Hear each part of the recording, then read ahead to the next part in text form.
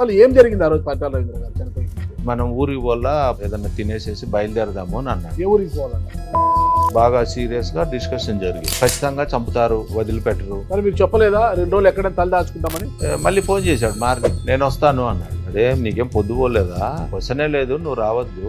ఆలోచన చేస్తుండగానే కారు దిగేసి రోడ్డు మీద ఆఫీసులోకి ఎంటర్ అయ్యాడు. పోదాం పోదాం పోదామని ఒత్తిడి చేస్తుంది. అనగానే 2 స్టెప్స్ వేసేసి ఫైరింగ్ సౌండ్ వచ్చింది. అన్నయ్య వీపు అనుకుండేటు ఇట్లా తిరుక్కొని ఎదురుగుండా వచ్చాడు. రైట్ సైడ్ బ్లడ్ వస్తాను. కొంతసేపు తర్వాత చూస్తే ఎవ్వరు లేరు, అంతా పారిపోయినారు. బ్లడ్ వస్తే అన్న అని పట్టుకోవడానికి పోతే వద్దు, ఇట్లా రావద్దు అని అన్నాడు. అన్నా కానీ నేను వినిపించుకోకుండా పోయి చేయి పట్టుకుంటాను. ఇట్లా కళ్ళు ఇట్లా అనుకుంటూ వాలిపోతుంది.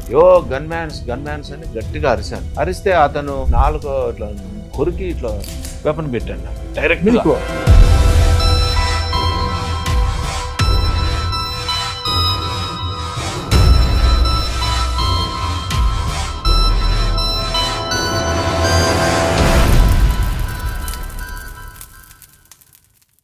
Welcome to Suman TV. నేను మీ నాగరాజ్ బైల్శెట్టిని.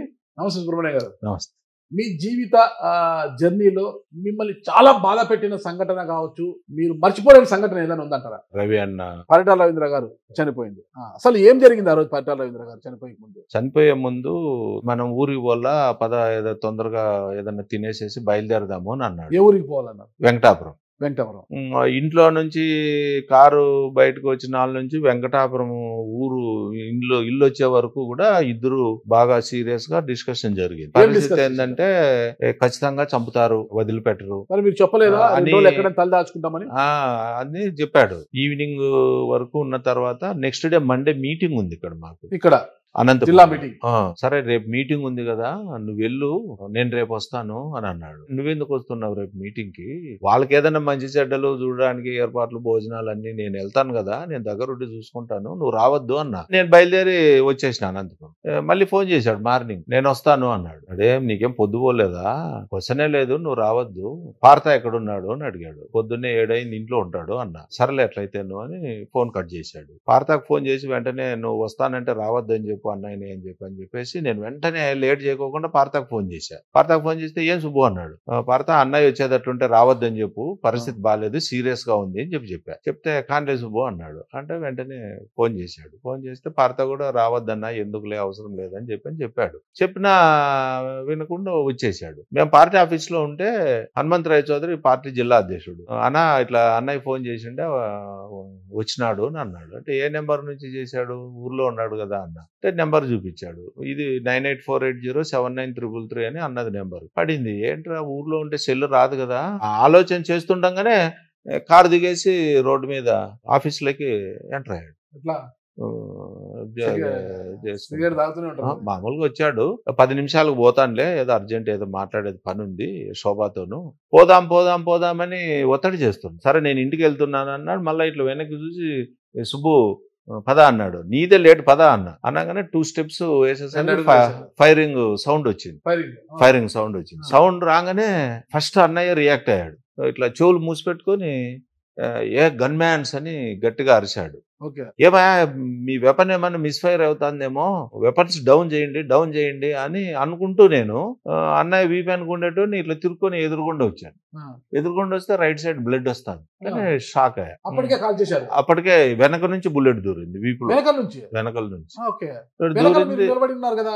నేనున్నాను. నా వెనకే మళ్ళా తెలిసింది ఏంటంటే భాష అని ఒక గన్ మ్యాన్ ఉండే అన్నయ్యకి. మళ్ళీ సిబిఐ ఎంక్వైరీ చేశారు కదా, ఎంక్వైరీలో తేలిండేది ఏంటంటే వెనకల వైపు నుంచి భాష అనే గన్ మ్యాన్ ఫస్ట్ ఫైరింగ్. ఆ తర్వాత ఎవరైతే బ్యాచ్ వచ్చిందో వాళ్ళు చుట్టుముట్టినారు. బ్లడ్ వస్తే అన్న అని పట్టుకోవడానికి పోతే వద్దు, ఇట్లా రావద్దు అని అన్నాడు. అన్నా కానీ నేను వినిపించుకోకుండా పోయి చేయి పట్టుకుంటాను. ఇట్లా కళ్ళు ఇట్లా అనుకుంటూ వాలిపోతున్నా. నేను కాల్ సపోర్ట్ వేసుకొని మెల్లగా బండల మీదకి ఇట్లా పడుకోబెడితే ఇట్లా బోల్ల పట్టుకొని ఇట్లా 2 చేతులు ఇట్లా వేసి తలెత్తి ఇట్లా చూసినప్పుడు ఎదురుగుండానే మేము ఆఫీసులో నుంచి బయటకు వచ్చినామే, ఆ డోర్ ఉంది, గ్రిల్, ఐరన్ గ్రిల్ ఉంది.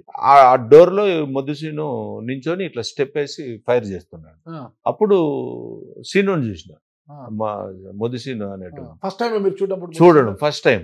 బాగా ఒక 6 feet హైట్ ఉన్నాడు, బాగా మంచి ఫిజిక్, వెపన్ పట్టుకొని ఫైర్ చేస్తున్నాడు. అన్నయ్య కింద పడిపోయినాడు. అప్పటికే చూసి ఇట్లా గన్ మ్యాన్స్ అని గట్టిగా అరిశాను. అరిస్తే అతను అని గట్టిగా అరిసి 4 ఇట్లా కొరికి ఇట్లా వెపన్ పెట్టాడు నాకు డైరెక్ట్ గా మీకేమనిపించింది? అయిపోయిందిరా కొట్టేశాడు వీడు, మిమ్మల్ని కూడా అయిపోయింది కొట్టేసినాడు వీడు, అయిపోయిందిరా అన్నయ్యతో పాటు నేను ఏమనిపించింది ఆ అని సమయంలో?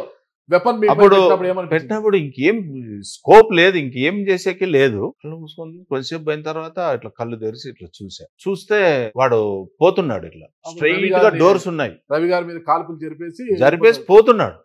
సెకండ్ రూమ్ లో పోతున్నాడు డోర్ దగ్గర, ఈ రైల్వే ట్రాక్ వైపు, రామ్నగర్ గేట్ వైపు దగ్గర కదా రైల్వే ట్రాక్ పక్కనే ఆఫీస్ కి పోతున్నాడు ఒకడే, పరిగెత్తుకుంటూ అన్న దగ్గరకు వచ్చాడు. ఎలా ఉంది సంఘటన?